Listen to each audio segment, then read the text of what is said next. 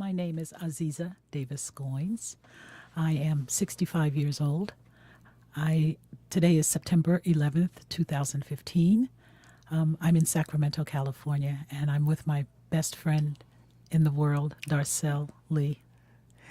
And I am Darcel Lee, and I am 65 years old. I get to share that with Azizza this year. And today is September 11th, 2015. I'm in Sacramento, California with my very best friend, Azizza Goines. This is fun. Yes. This is going to be a good day. It is already a good day, Yeah, yes. it has been a good day. Yeah. Thank you for inviting me to do this with you, Azizza. I couldn't think of anybody else that was going to be around to be able to do this willingly. I might have had to drag other people, but I knew that you'd be willing to stay here and do this with us. So I'm delighted. Absolutely.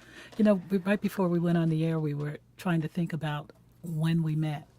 And I honestly don't remember, Darcel. I don't remember either, except that I know that it was soon after I had moved back to California from Nashville. And I do recall seeing your face and the smile and just being drawn to your smile. And I believe it was you in a leadership capacity, as you usually are. Yeah. I remember talking to who was your board chair, Calvin. And him telling me that they had found the one. And I was really ecstatic because I knew of your organization for a long time before you got here. It had kind of disappeared for a while, and I was just really happy that there was going to be a resurrection. I remember Absolutely. that. Yeah. Yes. Yeah, that was a really special time for me, taking a job with California Black Health Network that I wasn't really expecting to take. And now, after being there for about 5 years, seeing the evolution, it has been a wonderful, wonderful experience, kind of resurrecting the organization from nothing and then bringing it back and seeing it grow the way it has. And of course, you've been such an integral part of that, Azizza, with your leadership, your friendship, your support. It's important that you've been there with me. Well, I can't imagine it being anyplace else. I mean, Sacramento has been my home now for 25 years. And I look back on where I was 25 years ago, and I can't walk into a room in Sacramento now and not be known. That's right. And so that's good in a sense. But then I have to leave the country for anonymity, or the state at least. But I think what's so wonderful about you and what you do as president of the the Sacramento Black Chamber, is that you are known, that you can bring so many resources and make so many connections for so many people. And I know that you've done so much in your lifetime that has impacted the lives of other people. You've been so much about community and activism. But I'm not sure that I know the real story about how you got started with the Sacramento Black Chamber. Well, it was kind of weird because when I moved here from New York, and I didn't have a job. I had best friends here who knew that I was miserable on the East Coast and said, well, come back. And so I did. And so I actually started as a secretary for some kind of a firm. I don't even know what the firm was now. I can't remember. I know I had to take buses out to North Highlands to get to work. And I hated the work because I've always been in nonprofit. I've always loved doing that kind of, association management work. I tell people my mom dropped me off at the YMCA when I was like 13 and she forgot to pick me up. So I've been doing this forever. Smart mom. Yeah. It was one of the smartest things that she'd ever done. I have to really give her kudos for that because it really kind of shaped my life. But I got here and I took these little menial jobs. But one of the jobs that I had was working for the Sacramento Convention and Visitors Bureau. And we were putting on a trade show. And the then president of the Sacramento Black Chamber of Commerce stopped by our booth, introduced himself to me, and found out I knew how to do event planning. And said, oh, gee, would you like to be on the board? And that's kind of how it got started. And so I was on the board for a couple of years and then left because I really needed to kind of build up my own career path here in Sacramento, so I decided to stay. But I was always friends with them.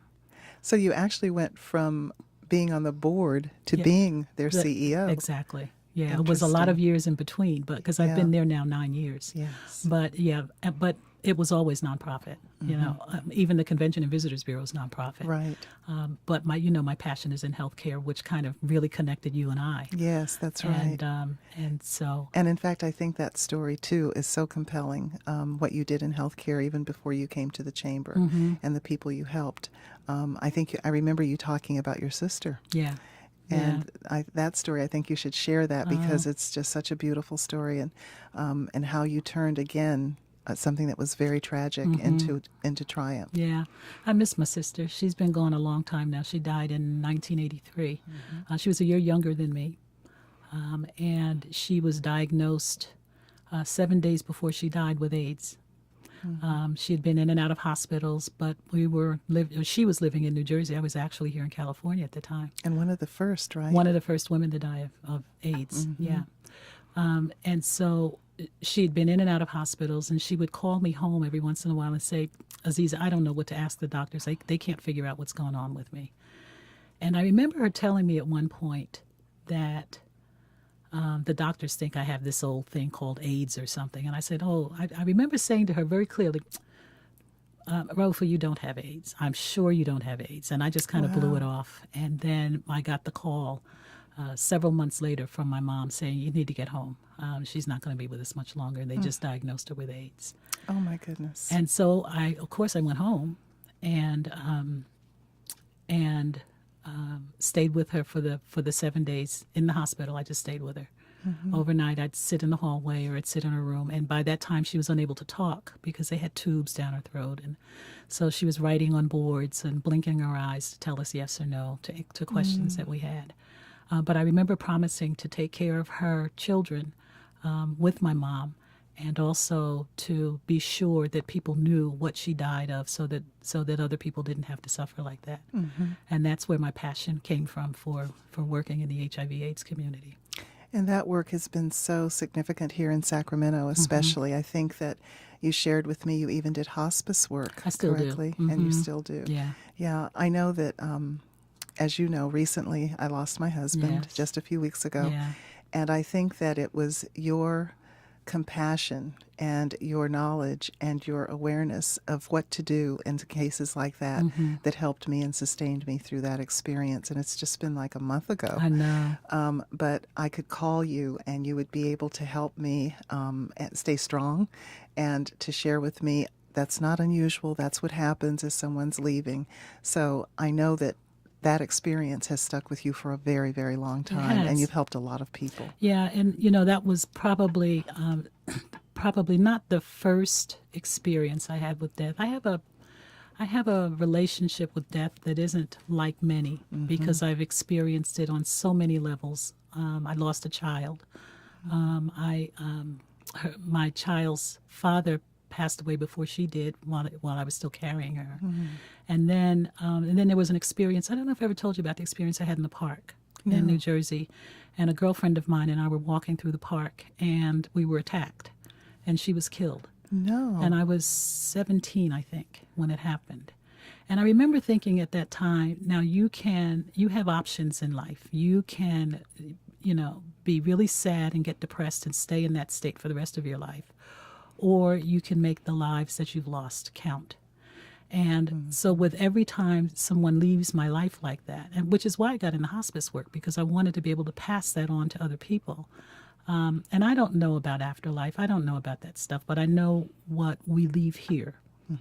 And being able to really focus on people here and help them to deliver their legacy is part of my passion.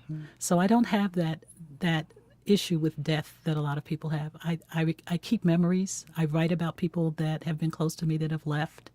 And if I see them, I see them. If I don't, I'm so grateful for the time that I had with them. I think that is so healthy, and I know that has helped me as you've talked with me through the last few weeks. It's interesting because I remember at the memorial service for my husband, the minister asked me, why did I have on red? Yes. And I said, I have on red because I'm celebrating his life.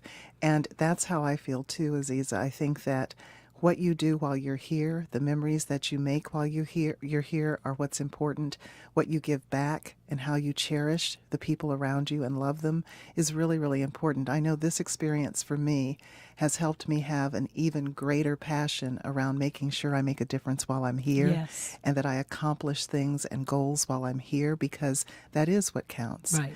And it's been interesting as a friend with you that we can have differences and opinions about religion or politics or whatever, but we're able to come together as friends. And I know you said, I don't know what happens after life. Whereas for me, I do believe that there's going to be a resurrection, that Christ is coming again, because I'm a Christian and all. But yet we can still share what's important and what's good about living while you're here. Yes. And living life to its fullest and making sure that the legacy stands. And that's one of the things that I love about you as my friend, is that you can share differences of opinion with me and we can still be friends. And I think that more and more people need to understand that. I don't know how you feel, but I feel like in some ways the world has gotten a little bit rough, and that people can be a little bit tough, especially in the political world, which is where you and I move. Right. And it doesn't have to be that way. I think, Darcel, that it has probably always been that way. It's unfortunate. I think what's happened is that there are so many media outlets now that that we're bombarded with it. But I don't imagine that it's any less cantankerous, if you will, than it was when we were younger. But we just see it more and we hear it more, and as a result, we feel it more. My fear is that we become so desensitized. Yes. And I think that that's part of the role that you and I and people like us have to play, is to make sure that people understand that that's not the all-important thing that we're here to do. I'm a firm believer, and it has nothing to do with religion, but I believe in love. I mean, wholeheartedly. Love first. I am so sure that that's why we're here. I have no doubt in any part of my being that that's what we're here to do. Absolutely. I agree. And it's not always easy to do that.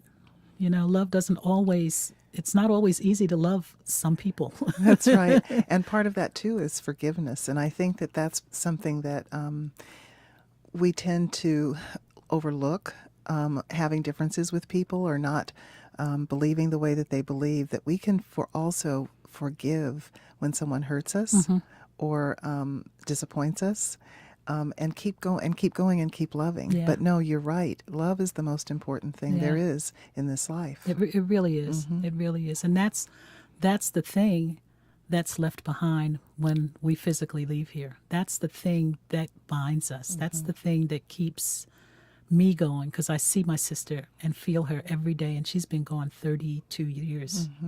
And so, and my brother, the same thing, who's been gone now 9 years, and my mother 14 years, and my dad, 20 years. So as they've left, I've held on to the love. And I try not to romanticize it. I got spankings. I got punishment, and all the things that happen when you're growing up, and bumped my head a lot and got, see, I told you so, you should have, the same things that we all get from our parents when we're growing up. But Azizza, I think it's interesting that you've carried that over into your workplace too. And I talk about that some, because one of the things I also have observed and I watch about you is how you interact with people in the workplace, people on your board, colleagues who you strongly disagree with, but you still are able to show that love. Yeah, sometimes to my detriment. Because not everybody sees it that way, and so sometimes people are kind of put off by it. But it's all I have to give. Well, there's also tough love. Yeah, that's true too. That is very true. But it's all that I have to give, and I don't want to have to be different in different settings. I don't want to have to be. You want to be authentic. I want to be authentic all the time, all the time, and I grieve for those that are not able to do that, that don't find that they have the ability to be that way all the time. I remember when I first moved here to Sacramento that I've always worn my hair very naturally.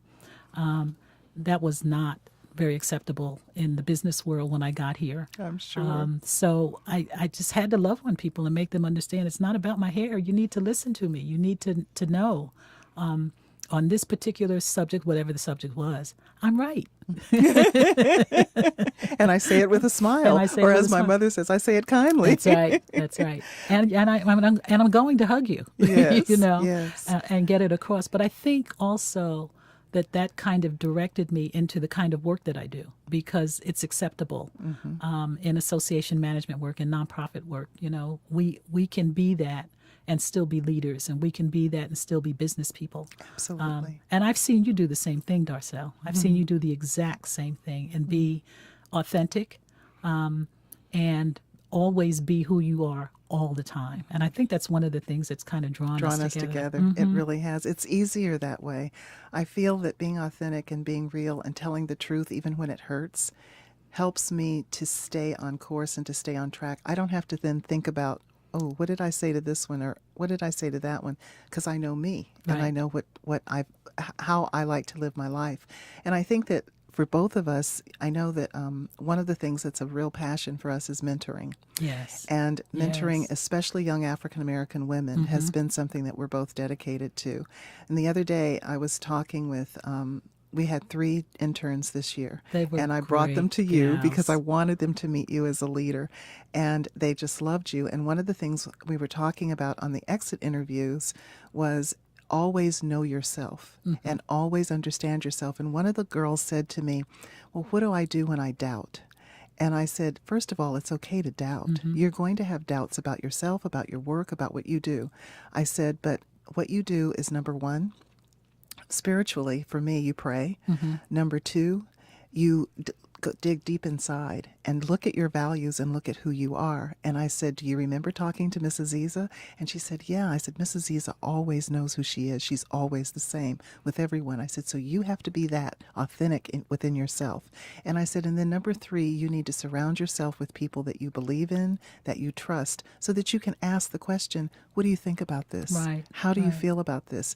And I think it's important that we empower our young women that way. I see you doing that with the women who've worked for you, the women you mentor, and you live that in your life. I do. And that is what is so important about you. And again, that's what has drawn me to you, Yeah. and is important in our friendship. I'm just so glad we found each other because, you know, at this age, it's easy to get tired. You're doing That's this all. right. I've been doing this work That's for over right. 35 years. Yeah. And I was in a focus group last night that was put on by a group that's looking at health disparities. And there were a bunch of activists around the table. There were 3 of us in our age group. And all 3 of us said the same thing. We're tired. We're very tired. But the one thing that I could report that neither of the other 2 did, not to say that they haven't done it, but I said, I've got a plan in place. There are Exactly. women out here that are ready to do this kind of work until we get it done. And made me feel really good. That's right, and you have, and I think that is important. We don't always tend in the nonprofit world to do succession planning, and I think that bringing young women along, bringing them into our circles, letting them see how we interact, letting them see how we make decisions is so important. And you've done such a good job of that. And of course, you do have a plan in place, and that's important because 65 is a wonderful time Isn't of it life. nice? It Isn't is. it nice It is. to be You can here? be even more authentic. Yes. But you also know that your time is almost Right. up, and Absolutely. it's time to move on and do Sure. something else. And I know you are thinking about moving on at some point I am. and doing something else. Sure. Yeah. I think I've been really fortunate the last probably 5 years to do really serious traveling. And I see the Yes. need in other places around the world. And some of these places are calling me. And I've got to make the move to do that. It's just in my soul. It's my husband and I having talks about it because he's not a traveler by any stretch of the imagination. And I can't imagine that I would want to live away from this place forever. I can't. I love it. I love this country, and it's been good and it's been bad. But that's what life offers. You get the good, you get the bad. You just move on. But you could travel and do what you do for a month at a time in other Absolutely. countries. And I know your experience in Tanzania this last time was just incredible. Right. Right. And it certainly has drawn me to want to Yeah, go. well, I can't wait until March when you go back with me. I'm looking forward Yes. to that. We travel well together too, Yes, which we is a do. good We thing. do. But I just left a meeting in my office. I left a bunch of African people in my office today because we're putting on a huge trade show here in Sacramento next year, and we were talking about what that African trade show was going to look like. And there were people at the table from Tanzania, and I said, "Oh, my home," and their eyes got big, and they said, "Really, really?" I said, "Well, in my heart." Yes, I think that that's another thing that's important and that we share and love is travel opens up a whole nother world for you, and it's another thing we encourage young people to do. I think that traveling helps you to be more accepting, embracing other cultures. Yes. It not only is good for the people that you embrace, but it's good for you, for Right. us individually, because we learn, we grow, we are opened up to a whole nother world. And I think that you and I have both been blessed to have had the experience to interact with other cultures in such a marvelous way. Yeah. And it has shaped who we are and Absolutely. how our perspectives are, how we look at other people. My grandmother took me on a tour, a cross-country tour of the United States for an 8th grade graduation present. And we went by bus Oh my goodness. Across the United States by across bus? in the summer. I don't think so. And somewhere along the line, I remember the air conditioning on the bus breaking Oh down. no. Oh, no. And oh my goodness, I really, I was 13. So, I was easily able to adapt to the heat much better and much more than my grandmother. And I think now at that age that she was traveling with me, she was probably menopausal. So traveling menopausal on a bus in the middle of the summer could not have been an Not awful lot of good. fun for her. No. But my traveling bug started then, and I began to see coming across the country that there were differences, but we were more alike than we were We're different. different. That's right. And that probably it was going to be my job to make that happen all over the world, to make people see that we were more alike. And then in my junior year in high school was my first trip to Europe. At the end of that summer, I spent the summer in the south of France. Who gets to do that? Nice, yes. They're that young, especially. At 16, right? Yeah. And I learned at that time, because I don't think that I had decided then to go to college. I think I was going to do like all of the women in our generation. We were either going to be teachers, secretaries, or wives. And of course, my mom wanted me to kind of go to college, but she really wanted me to go for the wrong reasons. She says, go and find a doctor and marry him. Yeah. I did. I did. But at the same time, But at the same time, I found me. And interestingly enough, when I found me, the marriage dissolved. But that's okay. That's okay. It got me where I needed to be. But so the traveling has always been a very integral part of my life. And now I'm in a position that I can do that. And doing the work that I do, what I love about nonprofit is that you can be creative. And so all of my passions I can bring into my work. That's part of how we met, because really when you think about it, doing economic development for a city has very little relation. Well, it really does, but nobody looks at the relationship between healthcare and business. And you and I have been able to marry the two very successfully here in Sacramento and other places. And other places. And that's where I think that your program, Prosper, which takes place at the Congressional Black Caucus every year, is so important. Being able to bring to the forefront that marriage between business and health, and especially because health is one of the largest businesses in our country. Absolutely. And it is such a hot topic right now, and it is where many of the jobs are going to be in the future. And so what you've created with Prosper is this opportunity to go to Washington, D.C., to expose the business and the health concepts to so many people. And the workshops that we put on through you and through the chamber, the people that we bring together, all of that, too, is part of what helps shape what the future is going to look Absolutely. like. And I think that it's wonderful that as I listened to the call we were on yesterday to plan this trip, I thought, wow, Azizza and I are the oldest two people on this call. Yes. Everybody else is so Yes. young. Yes. But that's a good thing, because Yes. we're paving the way and paving a path for the next generation. And Yeah. that's really important. Darcel, do you remember when we were younger that it was for me anyway, that all my friends were older than me.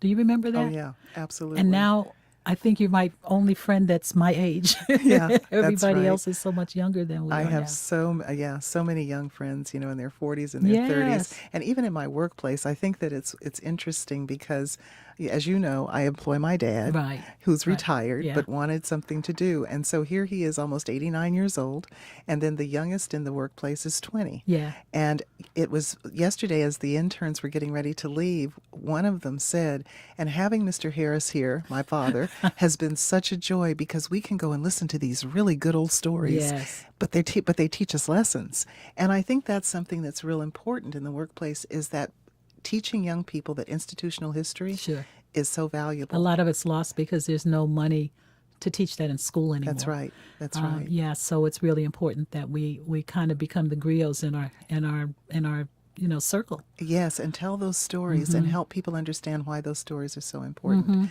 And I think that you do a great job with that through Prosper. Mm-hmm. You do it through your chamber work, the Women's Empowerment Conference that you put on. Right. All of those are events that have more than one purpose. Oh, they do, Mm-hmm. and they do, and I can admit on air right now that most of them were very selfish reasons for starting, but they are helping a lot of people, and if they weren't, I would stop them. And, it's not just about me, Mm-hmm. Yeah. but that's what I think has been the beauty of the work that I do, is that I can be that creative in getting these programs started, filling my soul. And at the same time, and hopefully filling the souls of other people's the lives that we're touching out here outside of that. Yeah. Azizza, I know that you have overcome, your sister's death being one of them, you've overcome a lot of instances where there was travesty, and you've turned them into triumph. What do you think was the biggest challenge in your life, and how did you turn that around and use it to push yourself forward and to help others? Probably at the top of the list would have been the attack in the park with my girlfriend she was 16, I was 17. It's amazing. And I think that was the really big turning point for me, because I literally remember people. I lived in a very small town in New Jersey, and it happened in a park that we all used all the time. It was a little community with the white picket fences around the house. Everybody knew everybody, and when this happened, her family was a very, very prominent family in the area. So when it happened, and she was white. So there was a lot of press. There was an awful lot of press. There probably wouldn't have been as much had it been just me. And I'm just being real about it. Yeah. So there was so much press around it. And then all of these people were coming. I remember high school students coming out of the woodwork, because they wanted to see me and they wanted to just kind of look at me and just to see what I was experiencing. And I remember a group of folks coming to my house one day, and they were just sitting in the living room, and my hand was broken. I was in a cast. That happened in the attack? I had a concussion. I was hit in the head with a lug wrench. And he hit me enough times, he really wanted me dead. And so the only way that I was probably saved was I wouldn't move. I played like I was dead. Oh, my goodness. And so they, it was all in the newspapers and all over television, and he was never caught. And there was like a 19-state alarm out for him. And her family really wanted to catch this guy. Finally, our families were very close, and her family finally told people to leave me alone. But I remember folks coming over from school that I didn't even know. I didn't really know these kids. And they were sitting around, and they were just kind of staring. And I had I was so dramatic when I was young. I had a bowl of potato chips. And you aren't now? Good point. Well, we're storytellers. That's how we do our business. And I had a bowl of potato chips in my lap. And I remember I said, thinking to myself, when this record comes on, I'm going to take this bowl, I'm going to put on a show for these folks, and I'm going to get them out of my house. And this record came on, and I threw the bowl of potato chips across the room, and I just started boo-hooing and crying, and everybody, their eyes got really big, and they all got up and they left. This woman's crazy. We need to go. We got to get out of here. I remember that very clearly. But I also remember thinking, this is not the way she would want you to live your life. this is not what you and she had decided you were going to do with your lives. So we were planning to be together forever. She was my BFF, and we thought alike. She was kind of like you and I are now, at 16 and 17. And I said, you can carry on, or you can stop. You just have to make that decision. That's right. And so I made the decision to live. I just made the decision to live. And sometimes it was scratching and clawing and trying to get there. My family lived in poverty. We didn't have, it was a single family, single parent family most of the time. And we didn't have anything. My mom worked, and I'm sure she was depressed because of all of the work, and she had 4 kids to raise, and it was hard. Yeah. And I was the oldest of the 4. So a lot of the responsibility that my mom would normally take, that a mother would normally take, I took on for my siblings. So it was really hard. It was really hard. But I don't regret any of it, Darcel. I think that it helped to shape me, and it continues shaping me. Absolutely. It continues to shape me. You turned that experience into something that really helped you to evolve and to grow, and that you were able to share with others as well. Yeah, and that's for important. years I couldn't talk about it. For many years, I don't think I really started talking about that until about maybe 2 or 3 years ago. I just didn't. I wasn't ready to talk about it, because oftentimes when you tell stories like that, people think you're looking for sympathy, and it's never ever been about sympathy, ever. Nor did I want to put people in a position where they didn't know what to say, but people know me well enough to know now that if I'm telling you that, there's a reason behind the story. It's not for sympathy. Absolutely. Yeah. Absolutely. And I think that's so important, because being able, and that's another thing that I shared with the interns as they were leaving yesterday, being able to take an experience that happens to you and turn it around, and not let people define who you are, not let people's their opinions keep you down, not buying into that need to be sad or to be angry or to be bitter is so important. You have to know yourself well enough, and you have to take those experiences and say, I'm going to succeed no matter what. I'm going to define who I am. Right. And succeeding can be whatever you define that in your life for Sure. being. But you have to keep moving forward. But Darcel, you've had travesty in your life. You've done the same thing. You've gone through situations like that yourself. And so how have you done it? And what were your experiences like, and how did you deal with it? Very similar to yours. Mine was a little bit different in that I was accused of something that I didn't do. At the top of my career, when I was known all over the country very well for running my own business, and I actually was accused of something I didn't do because of an association I had with an individual who I didn't know was crooked. Lost everything I had, my home, my business, my reputation, everything. And it was very public. It was played out in the media across the country, in the newspapers, on television. It was really, really tough. It was so tough, in fact, that I tried to commit suicide at one point. And thank God that didn't happen. And I came back and I said, that day, I'm determined. I'm going to get over this. I'm going to rise above it, and I'm going to succeed again. And it was that same resolve that you had, Azizza, saying, I will not let someone else define who I am. People had said that I would never build my career again, that my life was over, that it was the end. And I just determined that it wouldn't be. Of course, there was support from family, there was support from friends, there was support from loved ones that helped me through that. But it taught me so many lessons.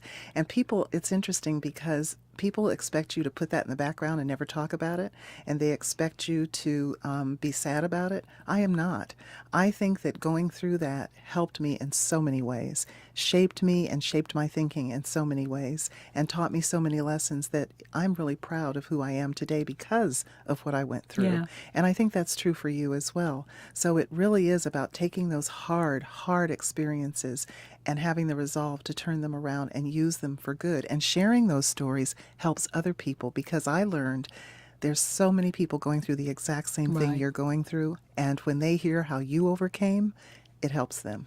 Well, it also teaches us how to prioritize. It teaches us Absolutely, how it to prioritize, does. and it also teaches us how to shed things that we don't need. And sometimes we don't have the strength or the ability to shed those things. And so there's a universe out here that helps us to Yes, shed. that is so And true. if we pay attention to that, you know, we become lighter, That's you right. know, and That's we can right. do the work that we're here to do. Yes. And you've done an incredible job. And I Mm-hmm. remember your situation very clearly because we were in the same business at the time. Mm-hmm. And I remember hearing stories about, I think I might have seen you at one of our conferences along the way somewhere. Mm-hmm. But I remember the stories and I remember thinking, she's going to be okay. She's going to be okay. Yeah, Yeah. yeah. I think that those kinds of shared experiences too are what play into the relationship that we have as friends, and keeps us focused, keeps us kind of on the same track, and that's really important. And I think that having the kind of friendship that we have, sharing the stories, supporting one another through tough times, it helps us to, again, help other people. I know I share things about us all the time with folk that I work So with. do I. Yes, and with young people, because I want them to see that you can trust people, that you can love people, and that they can be there for you. And even if that doesn't work out for you, it's not the end of the world. There is somebody else out there that is going to be able to accept and receive the love that you're offering. And that you can give it to them freely, Yeah. and you should be able to do that. I That's think right. everybody should be able. That's But right. but if you know, Khalil Gibran said, I love Khalil, Mm-hmm. and he said, "How can your heart, how can your heart be broken unless it's unsealed? Oh, I love that. How can your heart be unsealed unless it is it's broken? broken. Yes. How can your heart be Yes. unsealed unless it is broken?" Absolutely. And that's Those, always stuck with me. So I've had many, many, many broken hearts, me too. but my heart is big as a result of those breaks. And you know, it's interesting that you say that, because so many people think when your heart is broken, then you need to kind of tighten up, close in, Yeah. and not share. Yeah. Don't let people in so closely. I don't believe I that. don't either. I can experience another heartbreak. It's okay, because I know there's something better for me at the end of that. And you know what? It gets a little easier at 65, Yes, doesn't it does. Yes, it does. And so that brings me to what's next for you, Azizza. What's next? You've done so much in your life. What's on the horizon? I don't do really well with planning. I think that man's plans are God's jokes. And so I will go where I'm led. I'm hopeful that I'm led I know I'll still be continuing to help as much as I can. I'd like to do a lot of it on the continent of Africa. I love it over there. I absolutely love it. And I want to be able to take care of my family. I have a fabulous grandson who I You just do. absolutely adore. You do. And his dad is And a fabulous son. Yeah, he's pretty special. So I want to be able to pass along a lot of this to them, and they're at a point in their lives where they're able to receive it.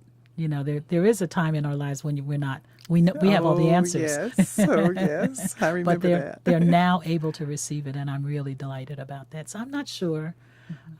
I'll go where I need to be. I'm And you'll sure know. that I'll know where that is. Absolutely. How about you? Pretty much the same. I know that I have a passion for sharing my story, and I do that through public speaking. So I know that I want to do more of that. How that's going to evolve, where it's going to evolve, I'm not sure yet. But I know that for me, the passion is to be able to share my story so that it can help other people. I still, it sounds kind of trite sometimes, but I still have this fantasy and this romanticizing of making a huge difference in the world. And I want the legacy to be, I've done something that has helped other people move their lives forward, especially, again, our young black girls. I just have this passion around young black women. And I think that's because I know that I didn't have the same Right. mentors That's exactly when I was young that so many young women have now, because there weren't the opportunities for black women to be in leadership positions then. And so it was very difficult to find black women that supported you. And two, because they were struggling to hold on to their jobs or Exactly. hold on to their positions too. But now there are. So I'm hoping that the work that I do going forward will be able to bring a string of people behind me. Yeah, and I'm sure you're going to do that. I did have a fabulous mentor in the Y when I was growing up, and I remember calling her up until she died. I would call her every year on her birthday, and I'd say, "Penny, happy birthday, and I'm so sorry for the way I treated you when I was a teenager." And we get a big laugh out of it. She says, I'm sure she appreciated that. You've made me proud. It's okay. It's Yeah, okay. But yeah. if it hadn't been for her, I'm not quite sure what would have happened to me in my life. But that mentoring made all the difference in the world. It's the only difference I see between myself and my siblings is I'm the one that had the mentoring. And the three that didn't have, two of them are gone. So mentoring is really, really an important thing. It is, absolutely. But I think that with both of us doing it, and we're kind of, doing it, we're going on the same paths. We'll continue to do that. But I'd really like to have dinner with you tonight. Well, that sounds like a good way to end this to think me. so. I'm ready to have that too. And I haven't eaten today. Yes, So. that's right. And then we can share some more Yes, we stories. can. Yes, we I can. am so thankful that we've had this time together. Me It's too. always a joy to talk with you, even at 2 and 3 in the morning You when we betcha. wake up and text each other. That's right. But thank you. Thank you for this and for inviting me to be here with you. Thank you, Darcel.